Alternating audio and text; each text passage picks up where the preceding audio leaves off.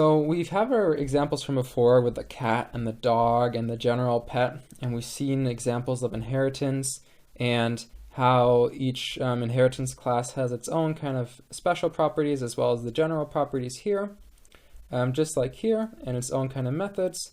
And so one more thing that we're going to do is we're going to create another class that's completely independent of all of these, but we're going to save some of these classes inside the class. So that sounds kind of weird. What do I mean really? Well, what we're going to do is we're going to create a human, and we're going to give this human pets. And so the human class is going to store the pets that they have inside of an array. So we are going to store a class inside of an array in another class. So let's see that in action. So we're going to create a class, and this class is going to be a human, and it's not going to inherit any properties from anything, so we don't have to open and close any parentheses or anything.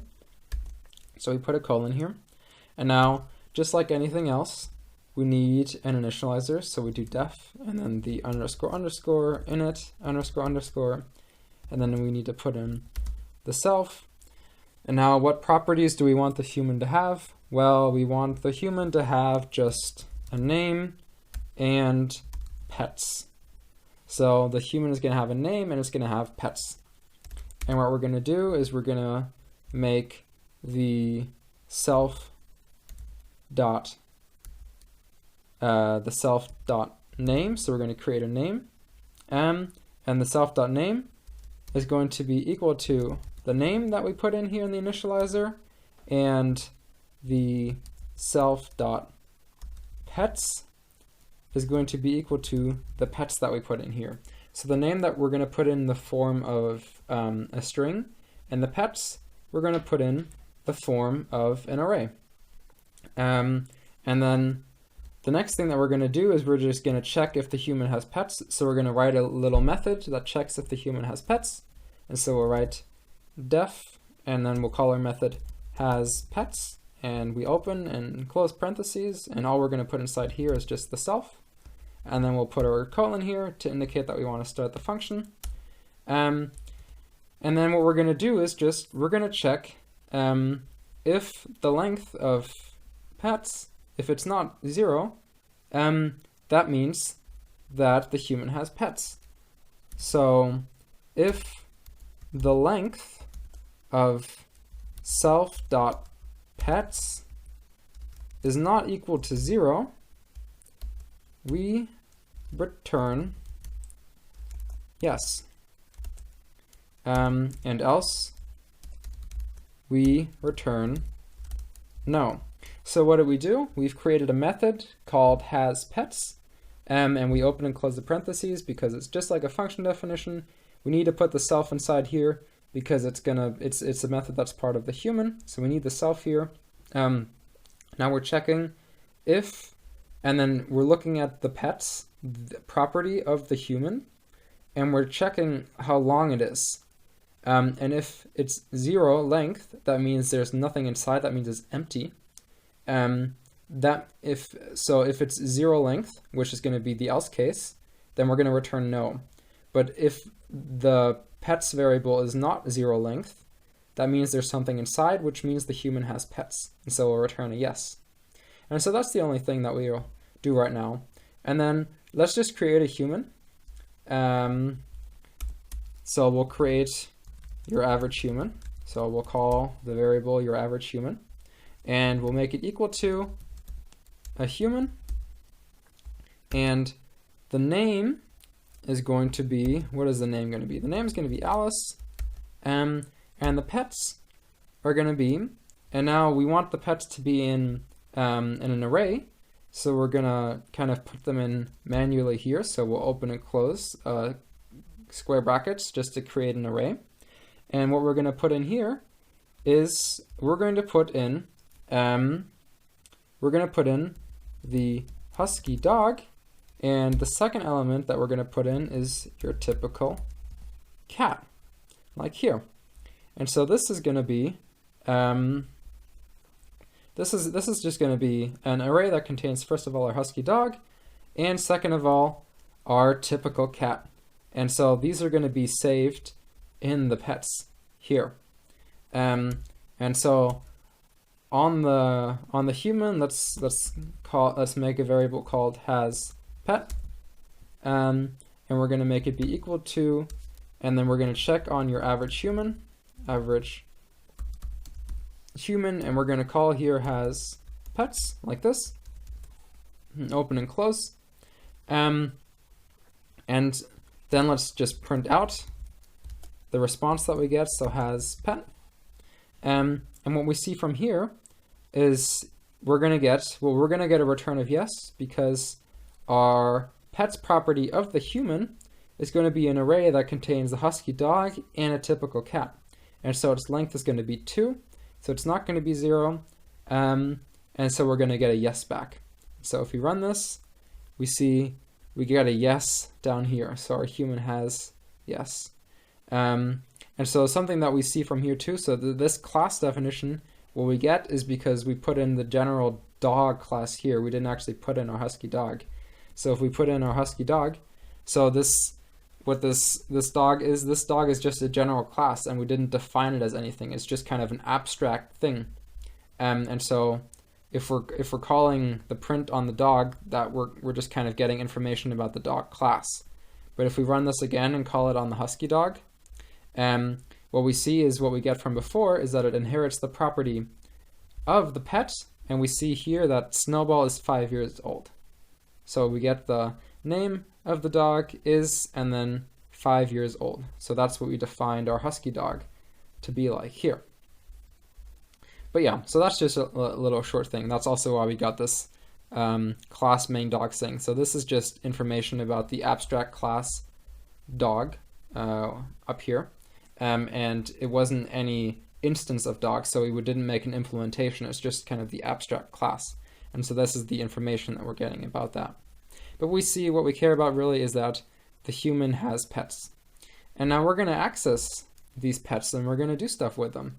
So because the human has pets, we can go inside and we can print, for example, if we go into your average human and we want to access the pets, and let's access the first element of the pets. So in this case, we're going to access the husky dog. Then what we're going to do, so let's just run this. And so what we're going to do, as we see here, is inside of your average human, we're going to look at the pet, the first element in the pets attribute of the human. In this case, it's the husky dog. And the husky dog is the dog that's named Snowball, that's 5 years old, that's not hungry, but it's playful, and it's a husky, and its favorite toy is a stick. And now if we call the print on the husky dog, we see that we actually get the method called from that we defined here in the pet. And since the dog inherits all the methods and the properties of the pet, this is what we get for the dog. So the dog is printing out the print function, or the string, the str method that it inherited from the pet. And so we see Snowball is 5 years old. And now if we call this on the cat, so if we call this on the second element, for example, in the pets, which we saved to be the typical cat, and what we see from here is we see the print statement for the cat. So we see Fluffy likes to sit in the sun ray. And so what we're really doing here is inside of our average human, which is a human, and the human has pets, and this pets variable that belongs to the human is the array husky dog and typical cat.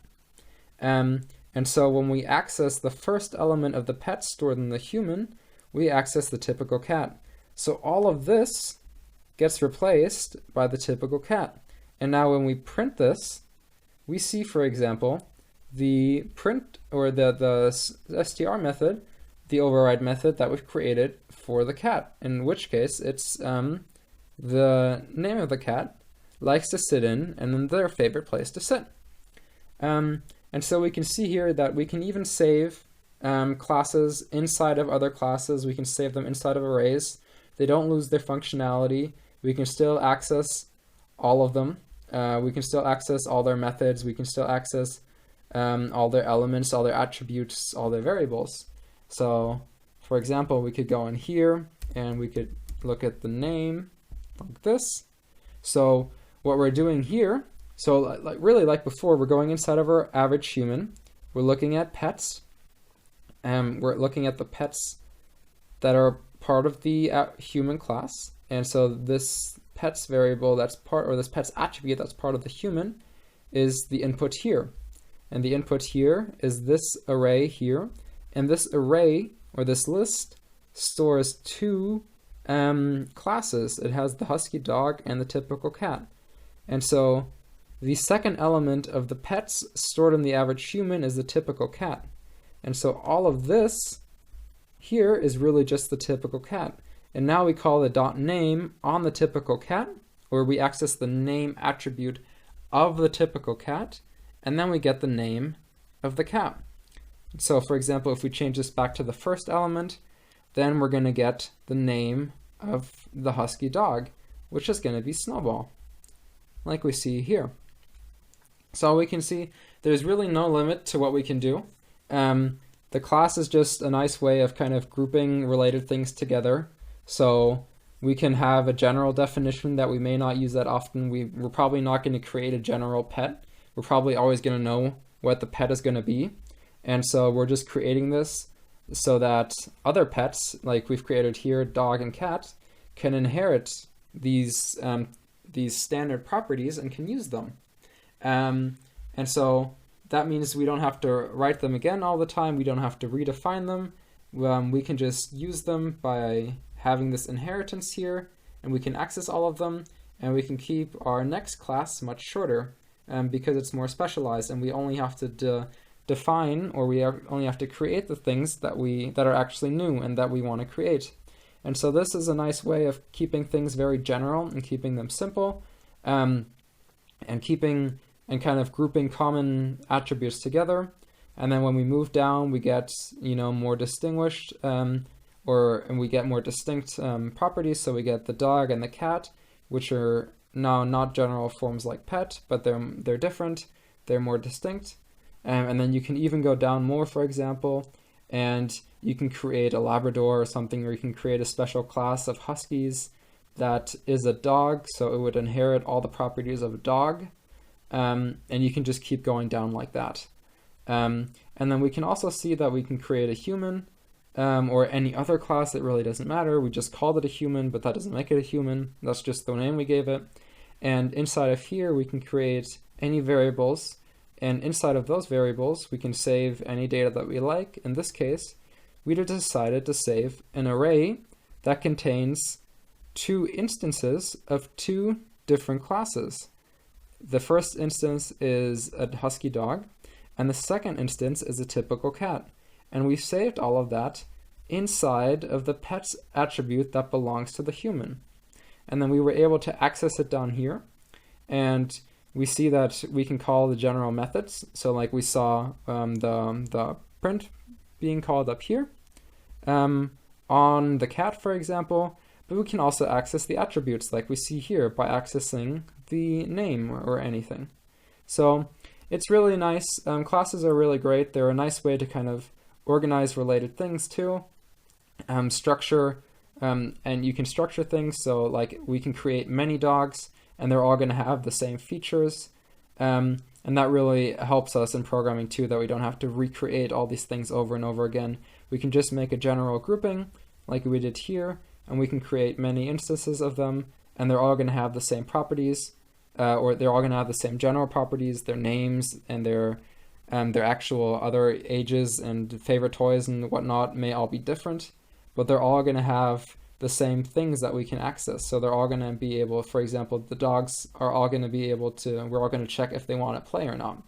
So those are really nice things that we can do that really help us programming in the long run. And when we create a lot of these, or even just several, or even just one, it makes it really easy because we can kind of create our own objects. And they have their own specific features and functionalities. which is really cool, and it really expands the scope of programming that we can do, and we can make really, really cool stuff with this.